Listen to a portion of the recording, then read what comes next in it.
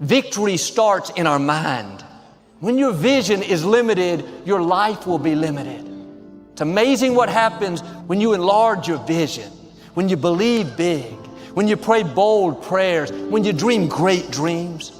But too often, because of disappointments, delays, things that haven't worked out, we've watered down our dreams.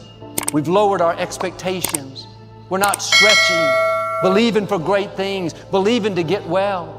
Are you putting limits on what God wants to do in your life? Are you focused on what you think can happen only in your ability? Your existence is constantly an engagement with the universe, but your mind becomes against the universe. If you create a psychological condition that you're against or you're in competition with the universe or the cosmos, obviously you will feel crushed for small things. Your default mode is to say, I'm an imposter, I'm a loser, I'm not likable, nobody likes me, I'm not lovable. It has become part of your default mode network. And it's super important for you to realize that just like I could go from being a right-hander and teach myself how to be a left-hander, it is the exact same process for you to go from somebody who defaults to thinking negative garbage to becoming somebody who thinks directly. And just like learning to go from writing with your right hand to teaching yourself to write with your left hand, it is going to be a process, not an event. It is going to require you to switch out of the mode where you automatically grab the pen with your right hand and you direct your thoughts to deliberately grab this pen with your left hand. So then as you begin to think about a new possibility, and your brain begins to fire in new sequences and new patterns and new combinations, and you begin to plan your behaviors, and you begin to review in your mind, mentally rehearse who you're going to be in your life, the mere action of mental rehearsal begins to install the neurological circuits in your brain. Now your brain is no longer a record of the past. Now it's in fact a map to the future. And if you were then to begin to emotionally embrace your future before it's made manifest, in other words, you're not waiting for your healing to feel wholeness. You're not waiting for your new relationship to feel love. You're not waiting for the mystical moment to feel awe. You're not waiting for your success to feel empowered. That's the old model of reality, of cause and effect. Everything we as human beings have created on this planet was essentially first created in our minds. All that you see, which is human work on this planet, first found expression in the mind, then it got manifested in the outside world. The wonderful things that we have done on this planet and the horrible things that we have done on this planet, both have come from the human mind. So if we are concerned as to what we create in this world, it's extremely important that first of all we learn to create the right things in our mind, how we keep our minds. If we do not have the power to keep our minds the way we want it, what we create in the world is also going to be very accidental and haphazard. So learning to create our minds the way we want is the basis of creating the world the way we want. But it's about training the mind too, right? The mind needs to adjust, and the mind is like a muscle. It needs to reshape itself to be able to take on a new way of thinking and a new way of behaving and, progressively hold that new shape. And that only comes through repetition and patience and slow, hard work of doing the same thing over and over again. If you change the picture in your mind, you change the chemistry, you change the fate. So I'll give an example. If I have a picture of love in my mind, the brain releases complementary chemistry, dopamine, pleasure, oxytocin, bond with your loved one, growth hormone, which does exactly what it says. It enhances your growth. And that's why when people fall in love, the chemistry of the brain going into the blood, the culture medium, enhances vitality. People glow when they fall in love. People are healthy when they fall in love. It's not an accident. It's the chemistry of your culture medium. But now I say, but wait, what if I have a picture of fear? I go, oh, well, love chemistry doesn't come out when fear is in the picture. The brain releases stress hormones and factors that affect the immune system and growth of the system. And I go, oh my goodness. I say, why is it relevant? Changing my thought changes my chemistry. The chemistry adjusts my biology. So if I can control my thoughts, I can control the chemistry, and therefore I control the biology. But if you want to get better results, you're going to have to shift from sinking to building. You're going to have to shift from worrying to saying, you know what, I got this. That's what mindset is all about. Mindset is about having confidence in yourself. Mindset is about saying, I don't care what comes up. I don't care what obstacles come my way. I have this under control. Why? Because if I think it, I can imagine it, I can envision it, and then I can help this thing come to pass. Oh, I hope I'm helping y'all today. These are the things that you've got to focus on. At the end of the day, mindset matters. Alfred Adler saw ambition as the quintessential attempt to overcome our insecurities. The more competitive people are, he argued, the more insecure they are underneath, such that displays of superiority can be interpreted as compensatory mechanisms for an underlying inferiority complex. Thus, low confidence is a problem only if you don't care enough about it to attempt to gain competence. One thing I can see that high achievers have in common is that they self-medicate their insecurities with success. Although we are repeatedly told that exceptional achievers owe their success to their high confidence or self-belief, it is more feasible to attribute it to their insecurity. Why else would anybody work so hard and continue to work hard even after accomplishing much more than most people?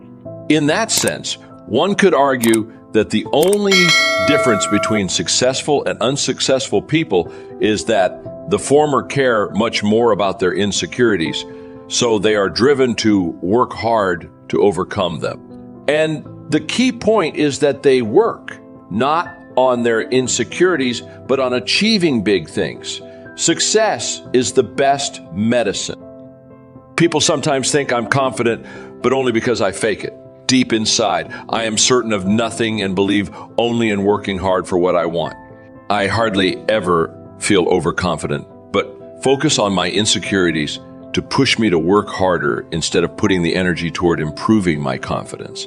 Although I have done reasonably well in my career, I would be devastated if I felt I had already reached my biggest accomplishments. The thought of complacency scares me. Thus, insecurities lead to ambition, which eclipses low confidence by focusing your attention on your goals rather than yourself, leading to higher levels of achievement, which in turn can give you realistic confidence. Conversely, the security and confidence that may result from having things too easy or being overly pleased with yourself are likely to hinder ambition and threaten potential improvements. When we tell people that they can achieve anything they want so long as they have high confidence, their motivation to work hard decreases. When we tell people that everybody is equally capable of achieving anything, we create in them high expectations and a false sense of entitlement, which reduces their willpower. In every domain of competence, education, careers, sports, relationships, and health, some people are naturally better endowed than others in that they are pretty much born with an advantage over their peers. For example, being born to a wealthier family will give you access to better health and education. Being naturally more physically attractive will make you a more desirable romantic partner. And a better genetic makeup will make you healthier and increase the probability of living longer. All these inborn characteristics are comparable to height in that you cannot do much to alter them. If you think about confidence as height and performance as jumping high, it should help you understand and remember one of the key lessons. Even if you cannot alter your height, you can always learn to jump higher. And being born short should make you work extra hard to achieve your goals. And here's the beauty of it. Once you do, you will feel better about your height too. To stay with a sports metaphor, if you want to run like Usain Bolt, the fastest man on earth, you better start training now, train all the time, and stop doing anything else. It will also help if you avoid thinking that you have the same natural talent for running as Bolt does, even in the unlikely event that you do, because if you believe you do, you will be unaware of your limitations and likely train less. Most of us are average at what we do. Being aware of this is especially useful if you want to be better than average. When you struggle, you need to be realistic about it in order to improve, and being fully aware of your problems is the biggest incentive to work hard to bring about positive change. The contestants on The Biggest Loser are usually people who have been severely overweight since childhood. What is most interesting from a psychological perspective is that these people start with extremely low levels of self-esteem, as one would expect given their situation. Yet, season after season, they are willing to expose themselves intimately to millions of TV viewers in an attempt to achieve something that is extremely difficult and totally outside their confidence zone. This is a wonderful example of how willpower, especially the desire to improve, trumps the inhibitory effects of low confidence. If you really want something, you will work hard to attain it. If what you want is to recover your confidence, then you should focus on improving your performance. Work hard on your accomplishments and your confidence will take care of itself. There's great power in self-reliance. Self-reliance means you simply look mostly to yourself. It would be nice if someone just gave you this. It would be nice if everyone did their job exactly as they're supposed to do it. But here's what you've got to do. Primarily rely on yourself. Primarily say, I'm the person responsible and I will learn the necessary skills so that I can help people learn their skills. If I need lots of people to do certain things to build my organization, that is what I must have. But I've got to be the final backstop. I've got to be the final one that people can rely on so that if this is missed and this is missed, I can catch up. I can fill the gap. I can do the job. We have to do it when we conduct meetings. We have to do it when we conduct training. We have to do it when we're in a class of just a few, what someone might have missed. We're there to fill in self-reliance. Primarily, we're learning to count on yourself so that you can do this. Never complain and never explain. Here's the next key power, and that's image. There's many parts to image the image that others see you as the image you have with other people. And that's very important, how other people see you. If they don't see you as a leader, chances are they won't pay attention. If they don't see you as being in control, chances are they won't have the trust. If they don't see you as knowing where you're going, what you want to accomplish, they probably won't follow. But if people can see you, if you have the image of someone that's in charge, in control of your life, your future, your destiny, in control of the situation, if they see that, that kind of image is powerful. It helps to win the day. It attracts other people. People want to be around people that are in control, that are powerful, but they know how to use their power influential. But they know how to use their influence. That kind of image is important. But here's a very important image, and that is your image of yourself, the way you dress, the way you talk, the way you think, your capacity for learning. All of that is an important image that you have of yourself. The image that you have, that if it needs to be learned, you could learn it. If there's a book that needs to be mastered, you could master it. If there's a skill that needs to be learned, why couldn't you get busy now and learn that skill? That kind of self-image that I am continually trying my best to be the best I can. Because one of the most important places you have to look is into the future. Yes, you've got to look into the past. Yes, you've got to look around. But one of the most important places you have to look is in the mirror.